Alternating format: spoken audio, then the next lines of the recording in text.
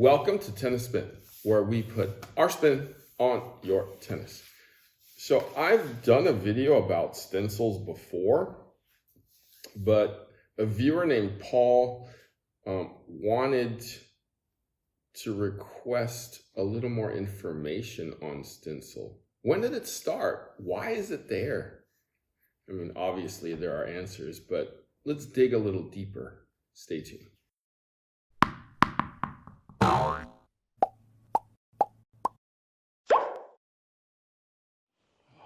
Harry, what do you got there? Oh, it's Sky's new towel. It's the RTP Ultra Absorbent Towel. So this towel is the ultra dry towel made of soft and durable microfiber that won't irritate your skin. Absorbs 4 times its weight in water, lightweight, compact, snap loop attached, easy to hang on fences or bags. Where can I get one of those? Let me get you one though, but you gotta try it. Oh, There you go, coach. it works.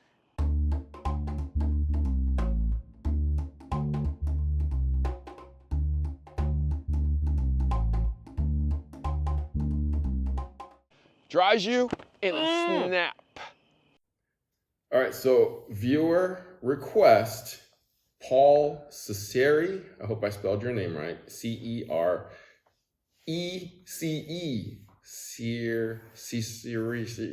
sorry, I'm bad with names. What's up, Paul? Anyways, so Paul wanted to know about stencils. So here's what he wrote. I made it nice and big so I could read it. That screen's getting a little small for me. All right, Paul writes, so had seen a video where a pro had requested that stencil be applied on a specific side and position on the strings. This prompted our conversation about stencils. I was trying to remember when I first saw stencils on strings. Somehow I recall seeing on occasion in the 1970s players that had not only manufactured a stencil, but if they used a specific type of gut, there was a line stencil on the bottom of the hoop. I was thinking that the line stencil was for VS gut, but I am not so sure. Well, let me just answer that one real quick. Yes, VS gut used to be 2 lines, and it used to go right like here and here. If you remember the Babolat rackets, and they still have that, is that they're all blue or all yellow before, and they would have a white, and then a white, and then a white, and then a white. You're supposed to put the lines where the whites were. 2 lines, dual line for VS gut. Do you know why they changed? I think you couldn't patent 2 lines. That's what I heard. That's what I heard. You could not. Maybe you told me that. I don't know. You couldn't patent 2 lines. So they had to change it to 2 slanted lines. 2 slanted lines, or 1 short line and 1 longer line. Both slanted. Both slanted, which was kind of looking like Adidas. Adidas is like 3. So, anyways, so going on to the email. It might be interesting to some of my fellow gearheads if you could do a retrospective of stencils. I know it's pretty granular stuff, but there might be some interesting history there. Below is the video that prompted the conversation. Let's see. Damn, I can't read. Oh, something like, all right. Thank you for all of your conversations about all things tennis. The other day I was thinking to a friend of mine that sorry, same thing. Okay. If you're lost, I'm right there with you. Okay, so we're good now. Okay. Okay. Are you guys all good? I hope so. All right, so let's talk about stencils, okay? A stencil is something my preschool kid used to do, right? You're supposed to trace. It's about tracing, tracing. Grab the racket. Yeah, most people are doing what Coach Rob is doing. But everybody asked me the same question, and I asked the store that I used to go to when I was a kid the same question too. I was like, how do you get the W or the P or the thing on there? First instinct was, how, coach? You thought it came on the string and that they strung it and it was on there. That too. But you would have to be so perfect and measure so perfectly. That's when you didn't understand how hard it was to string that's what you thought. That is correct. Right? Then you learn to string and you go, there's no way that would exactly. ever be There's done. no way it would be perfect like that. Correct. So that is completely wrong. And then the other way I thought this was done was graffitiing it on there with a can of spray paint, because you think of paint as being applied by either a brush or a can of paint, but it's used by one of these sticks. Now, this is a clean one right now. This is brand freaking new, okay? There are videos about this, and I've done one myself.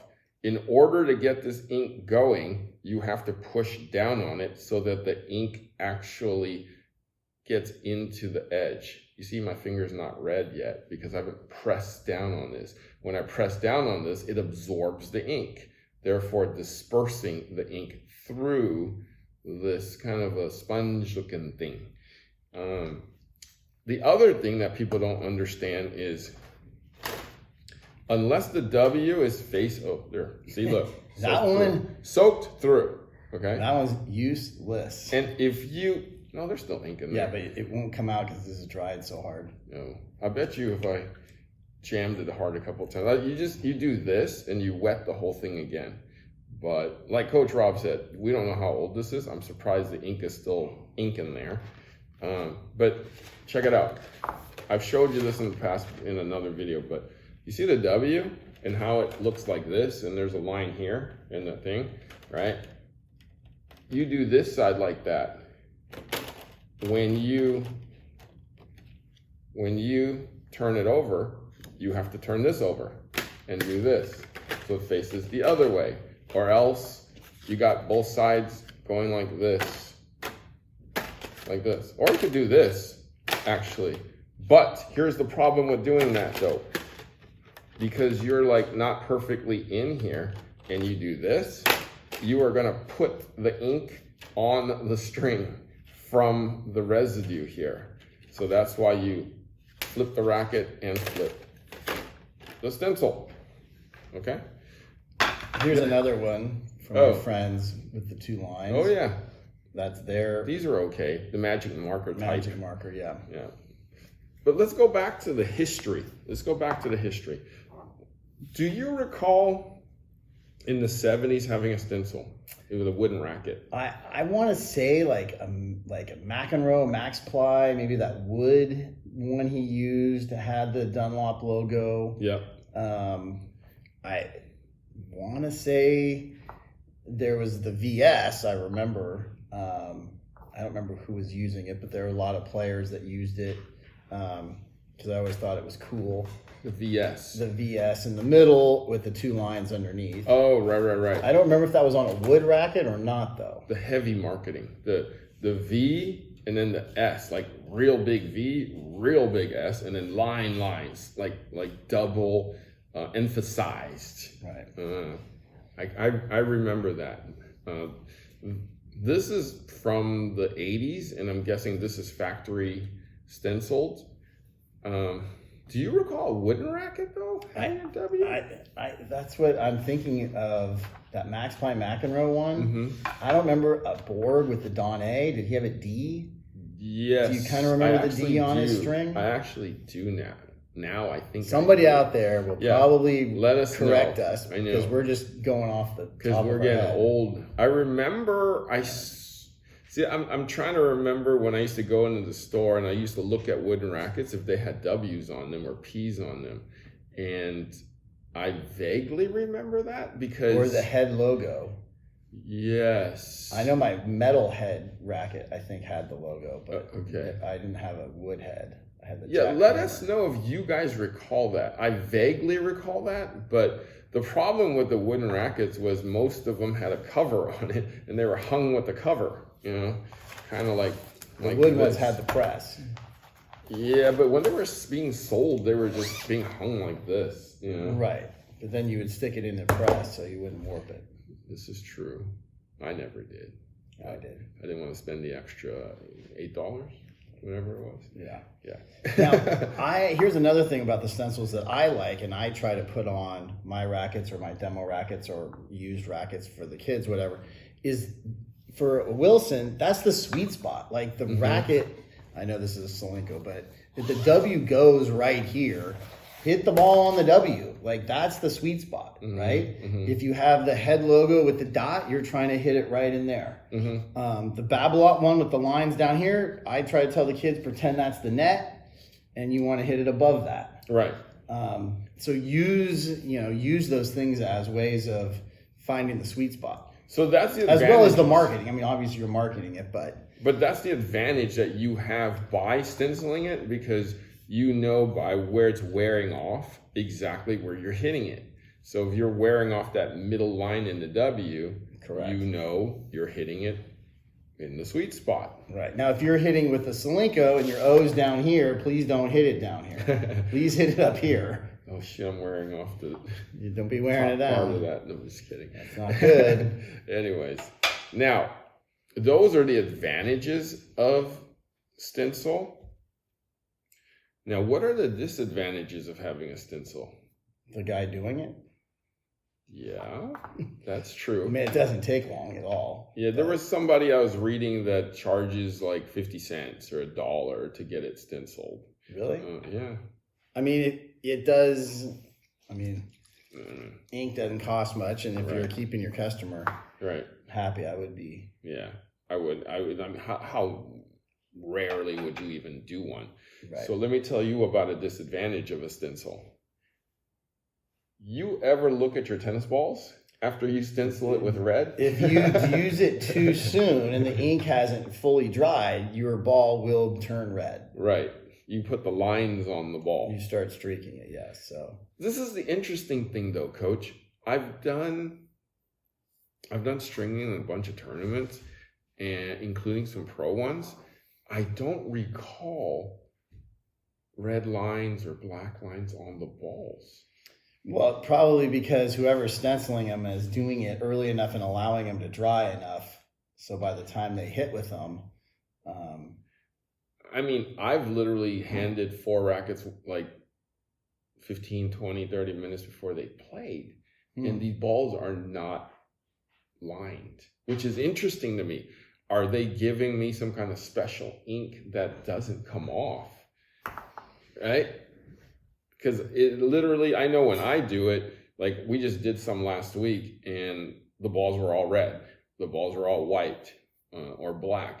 And I don't ever recall the balls being that way in like pro or college tournaments. So I'm not sure what's going on in that one. So, but when you do that, definitely. maybe they have a better way of drying these stencil. I mean, not like. There is a little bit of that, or you leave it in the sun, or you put it in the sun, or air dry. So here's the thing: you go maybe like hair this. dryer. The pros want this, and then you shove it in the plastic bag, unless there's something in magic in the plastic bag that does something, you know. But yeah, that's the disadvantage of stencils. And now, obviously, we want a stencil because we want to represent, right? Like the company is either sponsoring you in some way or another by giving you product or paying or discounting the product. Yes. And then they require you to put it on. Right. As part of your agreement, your annual agreement. Right, Solinco?